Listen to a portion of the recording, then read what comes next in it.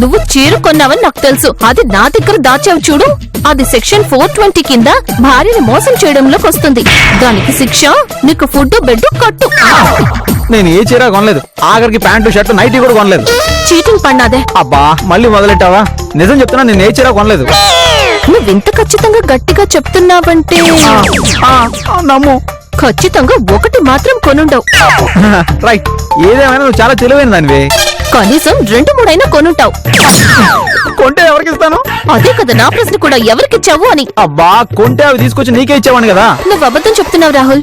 చిన్నమ్మాయి గారు ఇదిగోండి తినండి. అబ్బా అన్ని భలే వేడివేడిగా ఉన్నాయి. నేను వేడిగానే ఉన్నాను, నన్ను కూడా తినే. కాస్త గ్యాప్ ఇచ్చి తింటాను. నువ్వు ముందు ఆ చీర సంగతి తేల్చు. ఎంత చెప్పినా వినవేంటే? ఆడాలి అంతేనండి, మనం ఎంత చెప్పినా ఎనరు, వాళ్ళు చెప్పిందే మనం వినాలి. ఒరే గజిబిజి, నువ్వు ఇంకొంచెం ఎక్కువగా మాట్లాడేవనుకో నీ నాలుక ఫ్రై చేసి రాహుల్ కి పెడతాను. రాహుల్ బాబుకా వద్దులేండి, సైలెంట్ గా ఉంటాను. ఒరే గజిబిజి, ఇప్పటి వరకు నీకు ప్రాక్టీస్ మ్యాచ్ కూడా జరగలేదు. ఎందుకంటే పర్ఫెక్ట్ గా పెళ్లి చూపులు కూడా కాలేదు.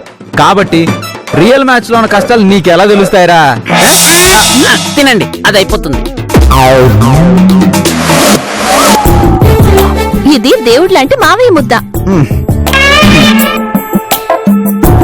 ఇది దేవత లాంటి అత్తయ్య గారి ముద్ద. ఇది మన చిట్టి తల్లి ముద్ద. ఇంక చాలు రంగా. మరి నా ముద్ద? చాలు ప్లీజ్. నా ముద్ద తినాల్సిందే. సరే. కర్మ. ఏమని చిన్న బాబు, తలనొప్పా? గతం గుర్తు వస్తుంటే వర్తమానం వెక్కిరిస్తుందిరా. ఇక్కడ మీరు సరిగా మేనేజ్ చేయకపోతే భవిష్యత్తు కూడా కాటేస్తుంది. అదే నా భయం కూడా. చెయ్యిన తప్పు కూడా శిక్ష అనుభవించాల్సి వస్తుంది. అక్కడే నాకు కోపం వచ్చేది. ఇదివరకు తప్పు చేస్తే సారీ రంగనాయకి అని ఒప్పుకునేవాడు. కానీ ఇప్పుడు తప్పు చేసి కూడా చేయలేదని చెప్తున్నావు. చిన్న బాబు, తప్పు చేశానని ఒప్పుకుంటే వదిలేస్తారంట, ఒప్పుకోండి. నర్మయ్, అప్పుడు నేను కొన్న చీర పట్టుకురా అంటుంది. అప్పుడు ఎవరో అమ్మాయికి ఇచ్చేసానని చెప్పండి. దానికన్నా మన అపార్ట్మెంట్ మీద నుంచి దూకి చచ్చిపోవడం బెటర్. ఏదో సలహాలు ఇవ్వకు. ఇంతకీ చీర సంగతి ఏంటో చెప్పవు, అంతే కదా? అసలు నేను కొనలేదంటే వినవే. సరే అయితే చీర సంగతి తేలే వరకు నీకు నో ఫుడ్. ఒరే గజిబిజి, ఆకలేస్తుందిరా. తెచ్చిందంతా ఆ రాక్షసుకే పెట్టేశావు. అయితే ఏంటండి, మీరేం ఫీల్ అవ్వకండి. మన ఇంట్లో చాలా ఫుడ్ ఉంది. నేను ముందెళ్ళి అమ్మగారి విషయం చెప్తా. సింపతి కొట్టాలో ఈగల దాకా మెక్కేయచ్చు. అప్పుడు దాకా తినండి. సరే సరే, నువ్వు వెళ్ళు, నేను ఫ్రెష్ అయ్యి వచ్చేస్తాను.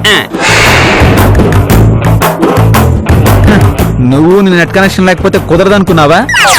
నేను మా అమ్మ దగ్గరికి వెళ్ళి ఫుల్ గా తినేసి వస్తాను. నిజం రంగనాయకి, నేను ఏ అమ్మాయికి చేరుకోనలేదు. నీకెవరో అబద్ధం చెప్పారు. అబద్ధం ఎందుకు చెప్తారు? అందులోనూ ఫోన్ చేసింది ఆడపిల్ల. ఆడవాళ్ళు అబద్ధం చెప్పరు. ఆ పాడుబుద్ధి మీదే. సరే అయితే ఆ ఫోన్ నంబరు ఎవరు చేశారో ఎందుకు చేశారో కనుక్కుందాం. నీ ఫోన్ లోనే ఉంది, చూసుకో.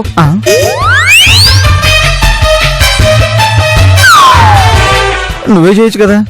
నేను మాట్లాడితే నిజమేలా తెలుస్తుంది? స్పీకర్ ఆన్ చేసి నువ్వే మాట్లాడు.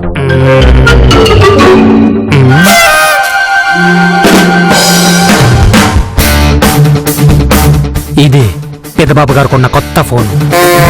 దీని వెనక కూడా ఏదో రహస్యం దాగే ఉంటుంది. ఈ ఇంట్లో గొడవలకి ఇదే కారణమైండొచ్చు. చూద్దాం. ఒక ఐడియా, నేను టోన్ మార్చి అమ్మాయిలా మాట్లాడతాను. అలా ఎందుకు? ఒకవేళ మగవాడే ఆడుగుంటూ ఫోన్ చేసుంటే నేను ఆడపిల్ల అనుకుని వాడు ఒరిజినల్ టోన్తో మాట్లాడేస్తాడు. సరే సరే కానీ ఇదేంటి, చూద్దామని ఫోన్ మోగింది. Hello hello, hi. ఒకసారి మీ ఫ్రెండ్ ని పిలుస్తారా?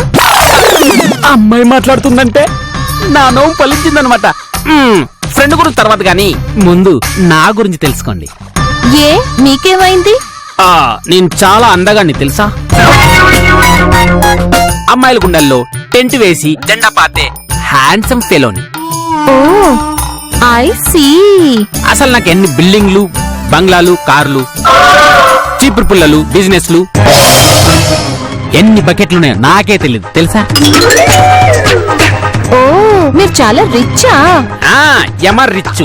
నేను కూరగాయలు తీయడానికి కూడా బెంజ్ కారులో వెళ్తాను. ఇదెవడో ఆడగాలి దూరం సన్యాసిలో ఉన్నాడు. ఫోన్లో నాకు సైట్ కూడా వేస్తున్నాడు. సరే గాని ఒకసారి మీ ఫ్రెండ్ని పిలుస్తారా? మా ఫ్రెండ్ చాలా లావుగా బట్టతలతో ఉంటాడు.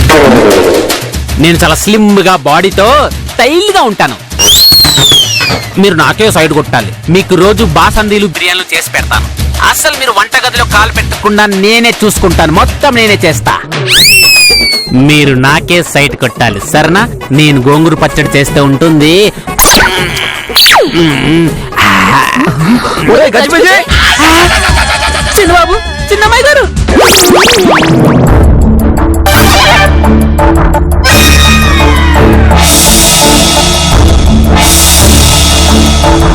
అమ్మా ఈడే ఆ ద్రోహి. నాకు మా ఆవిడికి మధ్యన గొడవ పెట్టు. ఏరా గజిబిజి, ఏం జరిగింది? బ్యాకప్ చెప్పే డైరెక్టర్లా అలా రిలాక్స్ అయిపోతే కుదరదురా. అసలు ఏం జరిగిందో చెప్పు. ఈ ఇంటి పెద్ద షికార్కి వెళ్ళారు కదండి. మాటలైనా మీటింగ్లైనా అన్ని నేను వచ్చిన తర్వాతే. ఆయన బయటికి వెళ్తే ఏంరా? ఆయనలో ముప్పా వంతున్న దాన్ని నేనున్నానుగా, చెప్పు. అది అలా అడిగమ్మా. చీరతో గొడవ పెట్టి బతుకు చిందర వందర చేసేస్తున్నాడు. చిన్నబాబు, ఆ గొడవలని మీరే పెట్టేసి అందరిని కన్ఫ్యూజ్ చేసేసి చివరికి ఆమ్లెట్ లో ఆయిల్ అంటోండి నా మీద తోసేస్తున్నారా?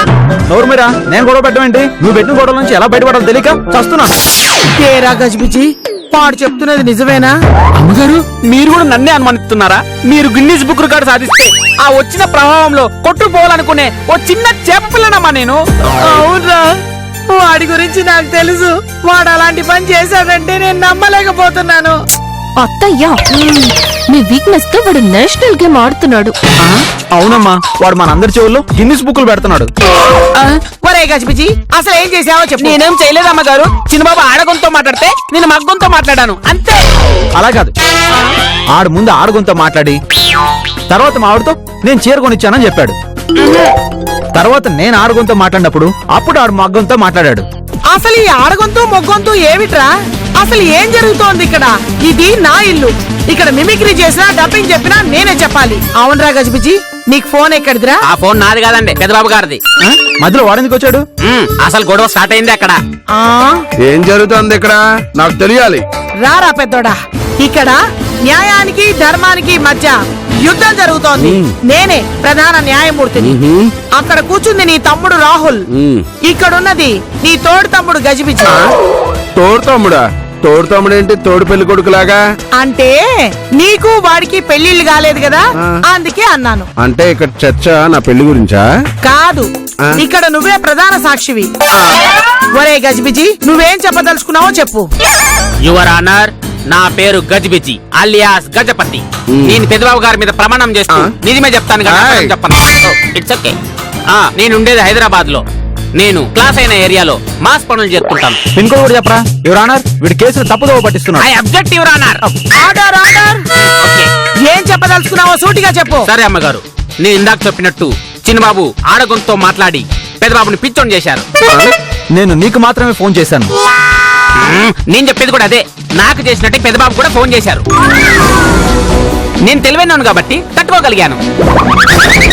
పెద్దబాబుది పసి హృదయం తట్టుకోలేకపోతున్నారు. ఒరే, ఏం చెప్తున్నావో కాస్త అర్థమయ్యేలాగా చెప్పురా. చెప్తానండి. రాహుల్ బాబుకి అందరిని ఆట పట్టించాలని అనిపించి పెద్దబాబుకి అమ్మాయిలాగా ఫోన్ చేసి మన్మథరావు గారి బట్టలు ఎత్తుకొచ్చేలా చేశారండి. నేను బట్టలు ఎదురు రావడం ఏంటి? నా దగ్గర చాలా బట్టలు ఉన్నాయి. మీరు ఆగండి పెద్దబాబు, మీ తరఫున నేను మాట్లాడుతున్నా కదా, మీకెందుకు? 1 నిమిషం. ఇవిగోండి మన్మథరావు గారి బట్టలు. ఈ బట్టలు దొంగలెత్తుకుపోయారు కదా, ఇక్కడికి ఎలా వచ్చాయి? మన చిన్నబాబుకి మన్మథరావు గారి బట్టల మీద చాలా రోజులుగా కన్ను ఉండింది. ఒరేయ్, చాలా రోజుల నుంచి కన్ను ఉండడానికి అదేమన్నా ఫిగర్ ఏంట్రా? ఆ దరిద్రుడి బట్టలు నాకెందుకురా? మన్మథరావు గారి బట్టలు వేసుకుంటే అమ్మాయిలు వెనకాల పడతారని ఎవరో చెప్తుంటారు. అందుకే ఏ పాపం తెలియని పెద్దబాబుతో అలా చేయించారు. ఆ బట్టలు నేనెందుకు తెస్తాను? చూసారా, పెద్దబాబు ఏం చేశారు కూడా ఆయనకు తెలియలేదు. చిన్నబాబు అంతా మాయ చేశారు. చూసారా యువర్ ఆనర్, అంత పెద్ద కథను కూడా ఎంత సింపుల్ గా అలేశాడు. అమ్మాయి గొంతు నేను మాట్లాడితే మా ఆవిడతో ఎందుకు గొడవ పడతాను? అవును, అలా అయితే మీ మీద అనుమానం రాదని మీరే గొడవ పడి ఉంటారు. పెద్దోడా, అసలు ఏం జరిగిందో ముందు నాకు చెప్పరా. అసలు చేసిందంతా వీడే అయితే వీడెందుకు చెప్తాడు? నేను చెప్తాను. అసలు వీడి మీద నాకు పేరెంట్ రోజున అనుమానం వచ్చింది. పెళ్లి కోసం ఏదో చేస్తున్నానని వీడి మీద నిఘా పెట్టాను. అబ్బా, అలా తెలుగు సీరియల్ లాగా సాగదీయకుండా సింపుల్ గా చెప్పండి. అసలేం జరిగిందంటే ఏ పెళ్లి కాని అబ్బాయి అయినా 3 పాపకార్యాలు చేస్తే ఖచ్చితంగా పెళ్లి అవుతుంది. ఇదేదో బాగుంది.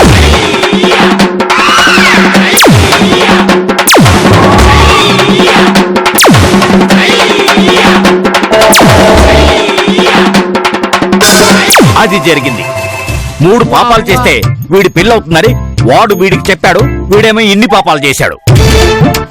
నేనేమో అన్ని పాపాలు చేయలా, ఏదో పెళ్లి అవుతుందని చిన్న పాపాలు 3 చేశాను. పాపాలేంట్రా వేదవా? కాసేపు ఉంటే మీ తమ్ముడు మరదలు విడిపోయేవాడు. ఇంకాసేపు ఉంటే నా తమ్ముడు మన్మధరావుని వాడి పెళ్ళం పీక పిసికి చంపేసి ఉండేది. ఆయన ఇదేం పనిరా పెద్దోడా? పెదబాబు ఇదంతా చేసింది మీరా? నేను ఇంకా మీకేదో అన్యాయం జరిగిపోతుందని వీళ్ళతో పోట్లాడుతున్నాను. ఆయన పాపాలు చేస్తే పెళ్లి జరగడం ఏంటండి? ఏం కాదు, 3 పాపాలు చేసిన తర్వాతే మా నారదమునికి పెళ్ళైంది తెలుసా? ఏడిసావు. అది కావాలి గనక అయ్యింది, అంతేగాని పాపాలు చేసి కాదు. పాపాలు చేసినందుకు కావు పెళ్ళిళ్ళు, జనాలకు తెలిస్తే తీస్తారు గుంజిళ్ళు. పాపాలు చేస్తే దొరకరు పెళ్ళాలు, చేసిన పాపాలకి పడొచ్చు సంకెళ్ళు. అమ్మా నువ్వు ఆపే, ఇలా చేస్తున్నావు. ఇంకెప్పుడు పాపాలు చేయలే. ఆయన బావగారు 3 పాపాలు చేసిన వాళ్ళకి 1 పెళ్లి అయితే 30 పాపాలు చేసిన వాళ్ళకి 10 పెళ్లిళ్ళు అవుతాయా? ఏంటి వేళ్ళు లెక్క పెడుతున్నారు? ఎన్ని పాపాలు చేశారు అనే, లేకపోతే ఎంతమంది పెళ్ళాలు వస్తారు అనే? ఏమిటి మీరందరూ నా వైపు చూస్తున్నారు? నేను వేలు లెక్క పెడుతున్నది పెళ్లిల కోసమో పాపాల కోసమో కాదు. మీ అమ్మ ఎన్ని కవిత్వాలు చెప్పిందో అవి లెక్క పెడుతున్నా. అయ్యి బాబాయ్ గారు ఏంటంటే మళ్ళీ గుర్తు చేశారు?